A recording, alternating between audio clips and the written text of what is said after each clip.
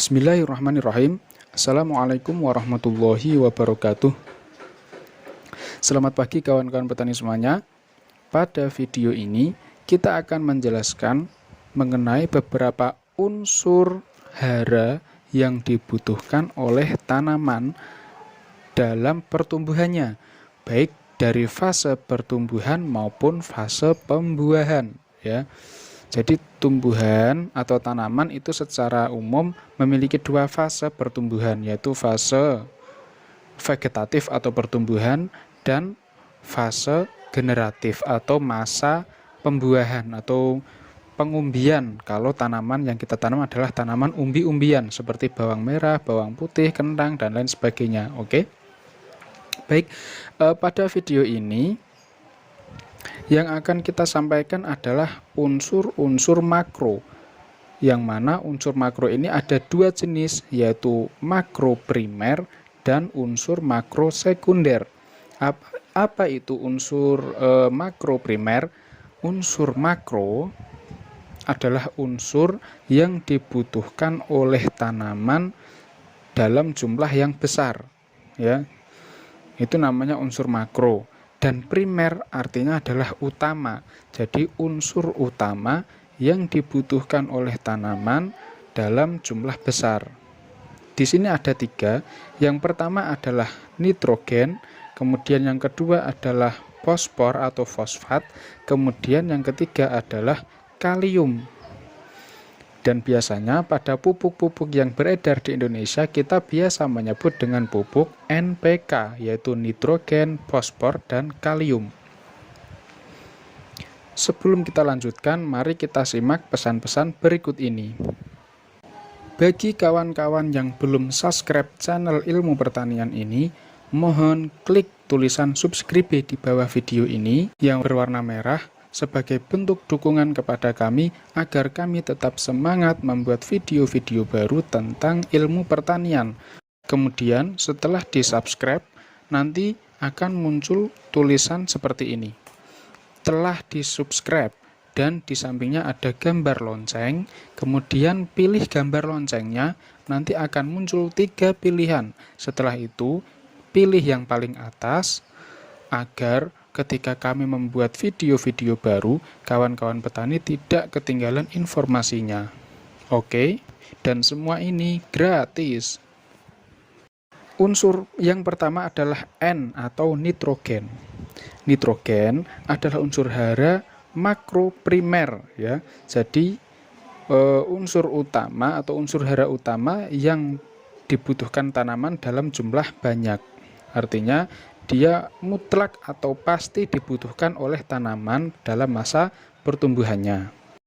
Oke, jadi manfaat nitrogen bagi tanaman yang pertama adalah merangsang pertumbuhan pada fase vegetatif atau masa-masa awal pertumbuhan tanaman secara keseluruhan, baik pada bagian akar, batang maupun daun. Kemudian nitrogen ini membantu percepatan pertumbuhan tanaman baik dari segi tinggi tanaman, jumlah anakan maupun jumlah cabang, yaitu berbeda-beda dari jenis tanaman. Kalau padi kan nggak punya cabang, berarti kemungkinan yang bertambah adalah anakannya ketika diberikan unsur nitrogen ini, kawan-kawan. Kemudian membantu pembentukan klorofil. Klorofil adalah zat hijau daun yang berfungsi untuk memasak makanan pada tumbuhan atau tanaman. Sehingga dengan pembentukan klorofil ini, maka tanaman yang kita tanam lebih terlihat hijau daunnya, kawan-kawan petani semuanya. Kemudian manfaat nitrogen berikutnya adalah membantu pembentukan protein, lemak, dan senyawa-senyawa organik lainnya yang ada pada tanaman. Kemudian unsur hara makro primer yang kedua adalah fosfor atau biasa kita sebut dengan fosfat. Maka di Indonesia ini ada pupuk, ya, yang namanya adalah super fosfat. Artinya dia pupuk yang mengandung fosfat yang kualitasnya super, istilahnya seperti itu.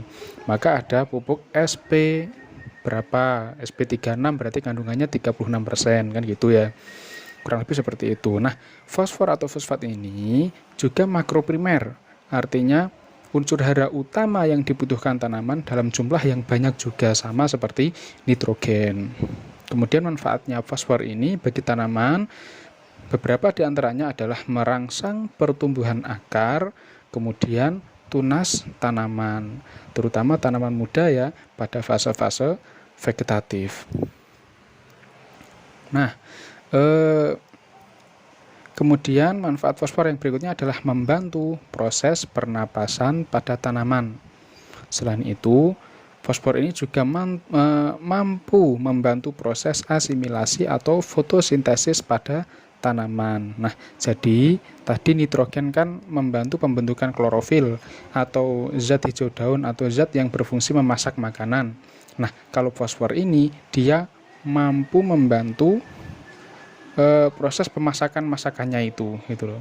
Jadi kalau N-nya membentuk alat masaknya, kemudian kalau fosfor ini membantu proses memasaknya, gitu ya, istilahnya seperti itu. Itu pada tanaman ya kawan-kawan ya.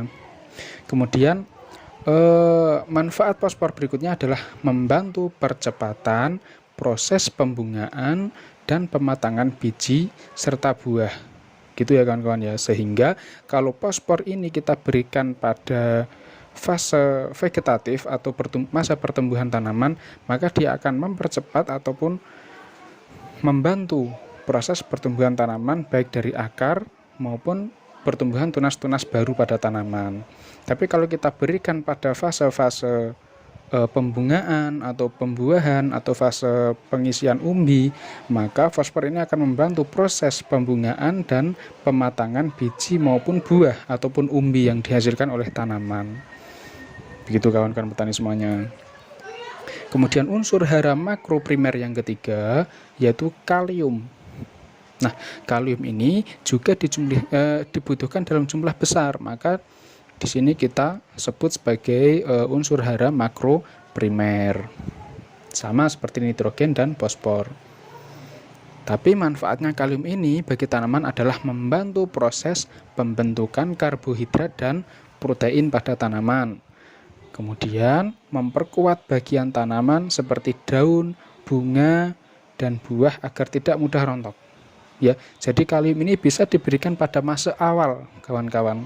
Agar apa? Agar tanaman lebih kuat, ya, lebih kokoh daunnya maupun bunga-bunganya, agar tidak mudah rontok tertiup angin. Kemudian manfaatnya yang lain adalah membantu proses pengangkutan hasil asimilasi. Ya, ini perlu digarisbawahi. Jadi kalium ini mampu membantu proses pengangkutan hasil fotosintesis atau masak oleh tumbuhan tadi dari daun ke bagian tanaman yang lain. Nah, di sini saya jelaskan sedikit. Misalkan saya menanam jagung atau saya menanam cabai gitu ya. Tadi nitrogen atau pupuk urea biasanya ya. Nitrogen itu membuat alat masaknya, ya, membuat alat masak pada daun, pada tanaman. Kemudian fosfor membantu proses memasak pada tanaman. Nah, kalium ini membantu menyebarkan hasil masakan itu tadi dari daun, ya kan, proses memasaknya tanaman kan di daun. Nah, itu dibantu diedarkan oleh kalium ini. Diedarkan kemana? Ya, diangkut dari daun ke bagian tanaman yang lain, yaitu ke batang maupun ke akar. Gitu ya kawan-kawan ya.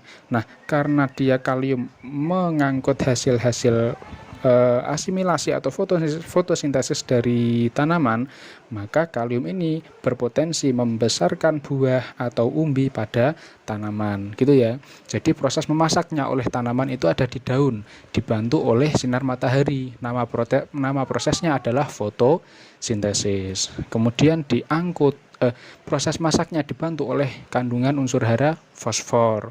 Kemudian setelah proses masak selesai oleh tanaman, kemudian dibantu dengan unsur hara kalium diedarkan ke bagian tanaman yang lain seperti batang, ya kan, ke bagian bakal bunga, bakal buah atau bakal umbi. Maka pupuk kalium ini cocok digunakan untuk membesarkan buah, membesarkan umbi, ya kan, memperbanyak bunga dan lain sebagainya yang berhubungan dengan fase-fase generatif pada tanaman. Gitu ya kawan-kawan petani semuanya.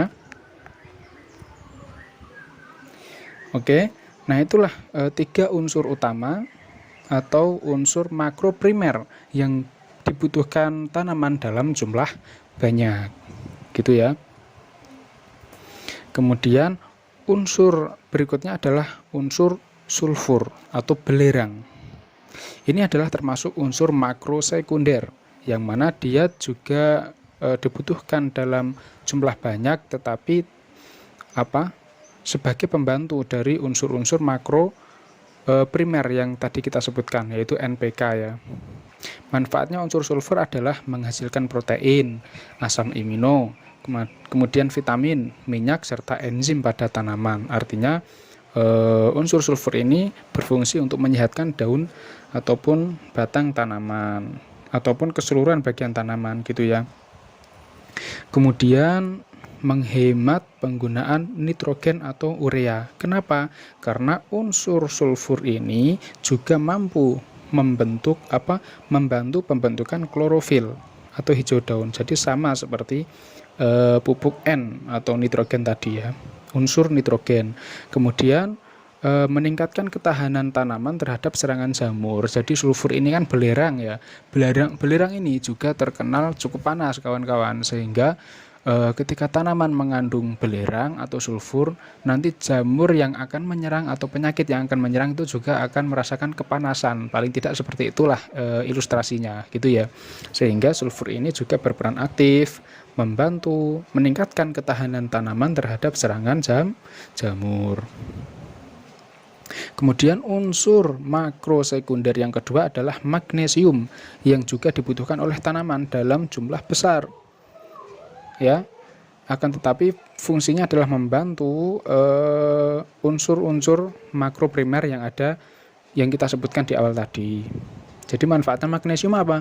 Membantu transportasi fosfat pada tanaman. Nah, misalkan tanaman kita pupuk menggunakan pupuk SP atau superfosfat. Nah, nanti unsur magnesium ini yang akan membantu transportasi atau fosfat itu. Misalkan kita berikan di akar, nanti juga akan lebih mudah diangkut ke batang dan daun. Atau ketika kita menyemprotkan pupuk daun dengan unsur fosfor, nah nanti akan dibantu oleh magnesium dari daun, itu fosfor akan diedarkan ke jaringan tanaman yang lain. Jadi magnesium tugasnya adalah membantu transportasi fosfat yang ada pada tanaman. Kemudian fungsinya yang lain adalah membantu pembentukan klorofil ya, sama seperti sulfur tadi ya. Sehingga memang magnesium juga dipercaya sebagai aktivator bagi tumbuhan atau tanaman, sehingga daun tanaman terlihat lebih hijau juga. Gitu ya kawan-kawan petani semuanya ya. Unsur makro sekunder berikutnya adalah kalsium. Jadi kalsium adalah unsur makro sekunder juga, sama seperti magnesium dan sulfur, yang juga berperan dalam pembentukan lapisan dinding sel tanaman. Nah, kita tahu bahwa dalam tubuh kita kalsium itu membantu pertumbuhan tulang, ya kan? Tulang itu kan sifatnya keras ya. Kemudian gigi juga sama, ya. Jadi unsur kalsium itu sifatnya keras kawan-kawan. Sehingga manfaatnya di dalam tanaman yang pertama adalah mengeraskan bagian kayu tanaman. Misalkan tanaman mangga, ya kan, jambu air, atau tanaman perkebunan yang lain, jika mendapatkan unsur kalsium ini, nanti pertumbuhan batangnya akan lebih cepat. Gitu kawan-kawan, dan lebih keras. Misalkan kita berikan pada tanaman yang lain ya, dalam jumlah yang dosis yang kita berikan standar ya. Misalkan tanaman cabai, tanaman bawang merah, tanaman padi dan lain sebagainya pada tanaman sawah, nanti juga akan membuat tanaman lebih kebal ataupun lapisan dinding sel tanaman akan lebih kuat gitu kawan-kawan petani semuanya. Maka unsur kalsium ini juga perlu kita pertimbangkan pemberiannya kepada tanaman. Nah, yang kedua adalah mempertebal lapisan dinding sel buah. Jadi misalkan ada tanaman cabai ataupun tomat ya, ataupun tanaman lain yang berbuah, maka dinding sel buahnya itu tidak mudah terserang jamur ya, karena lebih tebal lapisan dinding selnya, kawan-kawan. Sehingga kalau cabai itu akan lebih kebal atau tahan terhadap serangan antraknosa. Ya, itu kawan-kawan. Kemudian manfaat kalsium yang berikutnya adalah merangsang pemadatan biji dan pemadatan biji buah. Sehingga biji pada buah itu nanti lebih padat lagi.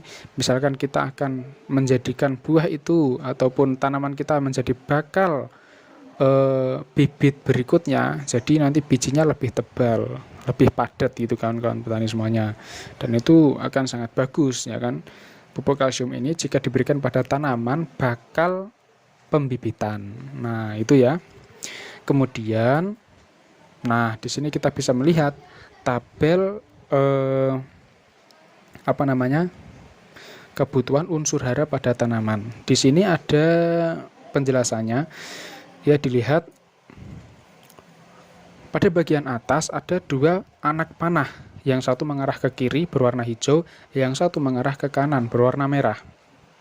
Ini adalah simbolis ataupun simbol bahwa yang hijau ini adalah masa atau fase vegetatif atau pertumbuhan tanaman. Ya, kemudian jadi fase vegetatif adalah fase pertumbuhan tanaman ya kawan-kawan ya, dari tanaman awal ditanam sampai ke persiapan pembungaan.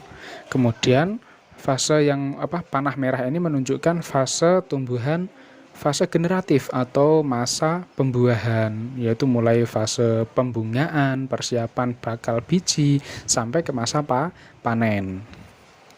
Nah, pada fase vegetatif ini anak panahnya mulai dari fosfor ke nitrogen, artinya pada fase vegetatif, tanaman lebih banyak membutuhkan unsur hara nitrogen dan fosfor.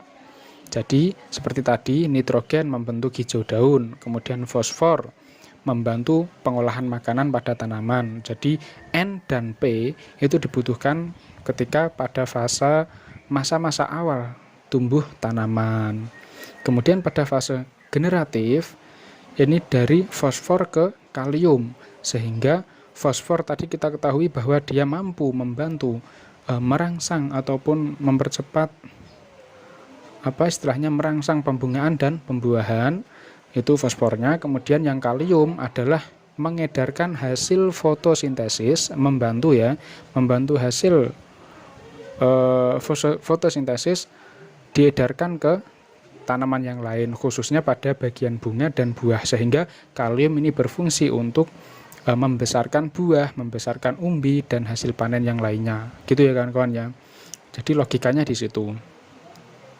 Oke. Jadi untuk N dan P itu untuk masa pertumbuhan bagus. Kemudian P dan K atau fosfor dan kalium itu pada fase pembuahan itu luar biasa bagus. Itu ya kawan-kawan ya. Bagaimana jika ketiganya digunakan secara berimbang? Tidak masalah. Apakah boleh kalsium diaplikasikan pada awal-awal pertumbuhan? Boleh, tidak masalah. Kenapa? Karena kalium membantu pertumbuhan tanaman, membantu pengangkutan hasil masak tanaman ke seluruh bagian tanaman. Tidak harus pada masa pembuahan atau pembungaan saja, tidak. Tapi sejak awal sudah bisa membantu proses transfer ataupun pengiriman hasil-hasil fotosintesis ke bagian tanaman yang lain. Tapi jadi itu tidak masalah ya kawan-kawan ya, jika digunakan sejak awal gitu. Akan tetapi secara dominan nitrogen, fosfor dan kalium ini perannya adalah N dan P sebagai fase pertumbuhan dan P dan K sebagai fase pembungaan. Istilahnya seperti itulah. Jadi logikanya seperti itu kawan-kawan. Apakah nitrogen ketika diberikan pada fase akhir, fase pembungaan pada tanaman tidak boleh? Boleh, akan tetapi dikurangi jumlahnya. Agar apa? Agar tanaman lebih fokus membesarkan umbi ataupun buah daripada fokus menghijaukan daun. Istilahnya seperti itulah kawan-kawan ya.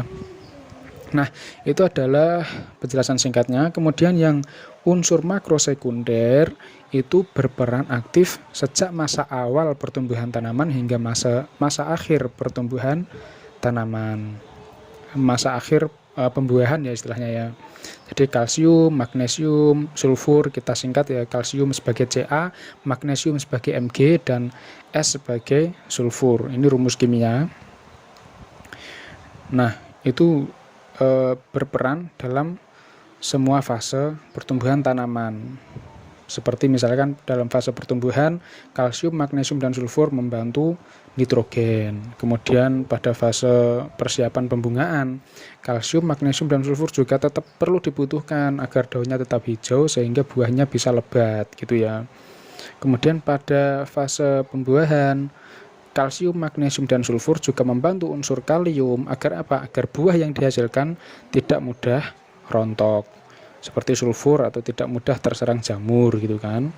Magnesium dan kalsium agar daunnya tetap hijau sehingga pengisian buah tetap terjaga, tetap lancar. Saya kira itu penjelasannya, semoga bermanfaat. Terima kasih. Wassalamualaikum warahmatullahi wabarakatuh.